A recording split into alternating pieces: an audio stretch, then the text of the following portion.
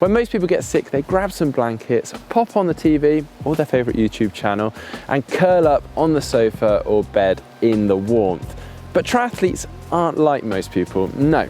Triathletes are determined not to miss a single day of training, even if they have a cold or the flu. And unfortunately, I have just been fighting an extremely tough bout of man flu. So it feels like good timing to discuss whether you should be training when you're ill.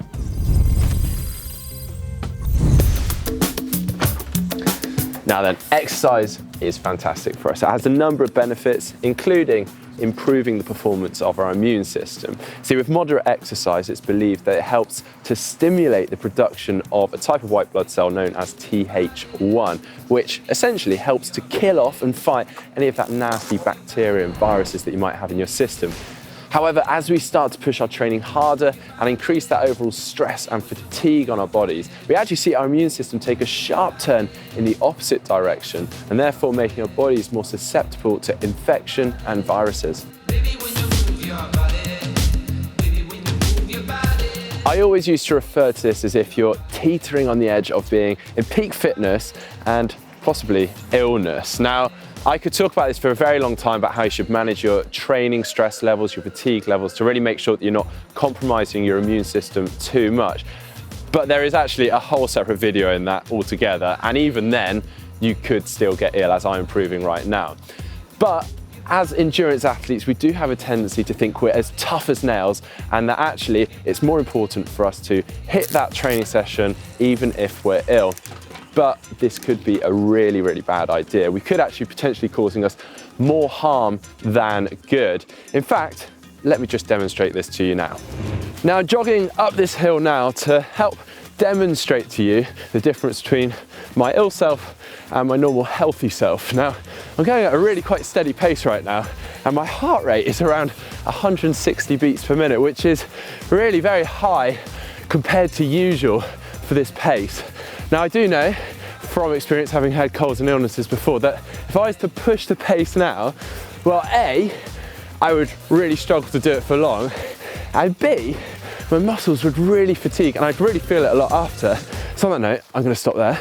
Now, obviously, that is just my illness. I do appreciate there are a whole host of different illnesses and colds and all sorts out there, some more severe than others. But regardless, any illness is going to be making your body work overtime to try and fight it. So it's really an additional stress on your body. So if you are trying to train through it, you could be at risk of making that illness worse. See, what happens is your immune system reacts by trying to produce an inflammatory protein called cytokines. And what these can do is actually damage respiratory tissue and accelerate the impact of that illness. So that can end up with things like chest infections, pneumonia, mononucleosis, and so on.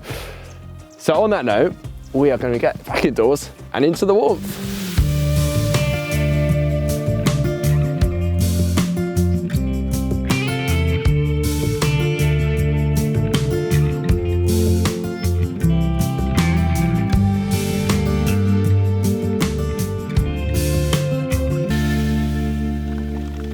Right, that's better. Now, I always suggest that whatever the illness, it's much better to back off right away for a day or two at least, to really try and nip it in the bud quickly. See, if it's just a small cold, nothing like, your man flu or anything like that, then it's quite likely that after 1 or 2 days of really good rest, and I mean complete rest, you might be back to full health and you can get back to full training really quickly, rather than limping along and dragging it out for a number of days. Now, it is actually worth remembering that you can't really build fitness on a sick body. So whilst you are ill, it's a really good idea to start monitoring your heart rate. So what I mean by this is in the morning, getting your heart rate monitor out and straight away monitoring that heart rate to get your resting heart rate. So what happens is when you're ill and you're fighting an infection, you'll see your resting heart rate starting to climb as it is fighting the infection. And then all you want to do is just wait until that resting heart rate starts to drop back down into that normal range, and then you can start thinking about cracking back on with some normal training. Now, in the meantime, there's no harm in just doing some light stretching or even some low-level conditioning exercises from the warmth of your own home. However, I do know that most people are probably going to ignore me with that advice. So here is quite a good and rough rule as to how you should go about recovering from illness and doing training. It's called the above the neck, below the neck rule, and that obviously refers to the location of the symptoms in your body. So first off, with the above the neck rule, so that's referring to things like your blocked noses, your runny noses, your sore throats, and maybe just even sneezing. Anything like that, then you can get away with some very, very easy training, keeping your heart rate between zones 1 and 2. Definitely still nothing intense or where you're going to increase the fatigue levels in your body. Now with the below the neck rule, and that is referring to things like your chesty coughs, your chest infections, body aches, vomiting, and so on. Now that you really want to make sure that you're recovering from fully. So you want to completely stop any exercise and really put your feet up and recover. Now, whilst you are ill, it's a really good idea to just relax, chill out. As I said before, just put your feet up, drink plenty of fluids, and you may even find some comfort in some of the over-the-counter cold remedies. So once you've recovered, it's time to start thinking about returning back to training. And if you've had quite a big illness, I normally suggest taking an extra day off after you feel like you're ready to return, because quite often you're just feeling a heck of a lot better than you have done for the last week or so, and actually still not quite back to 100%. So making sure you have that extra day just allows you to fully recover. And it's really just a case of erring on the side of caution. Now, if you have had quite a big illness, then it's also worth pointing out that you're going to have lost a little bit of fitness having had a fair amount of time off.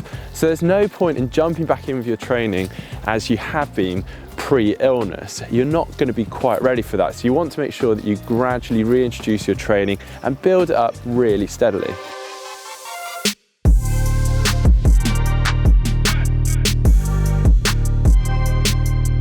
You can also continue to keep monitoring your resting heart rate in the morning to make sure that doesn't start climbing back up again. And if you do train with others, perhaps in a squad, then this is another reason to wait until you're fully back to full health, because worrying about missing a session, perhaps a swim session, and potentially passing germs on to other athletes within your squad is quite a selfish act. If they're training quite hard, their immune system is possibly going to be knocked as well, so they're going to be susceptible to picking up illness. Unfortunately, I've learnt the hard way in the past by not listening to my own advice, and it really hasn't ended well. In my opinion, if you're ill, it's far better to just rest up completely so that you get yourself back to full health and full training sooner. Now, if you like this video, hit that thumbs up button, and if you'd like to see more videos from GTN, just click on the globe and subscribe. Now, if you'd like to see our video on HRV, or heart rate variability, and how that can actually help with you monitoring your recovery, then you can just click up here. If you'd like to see our top 5 strategies to train when you're limited for time, then just click down here.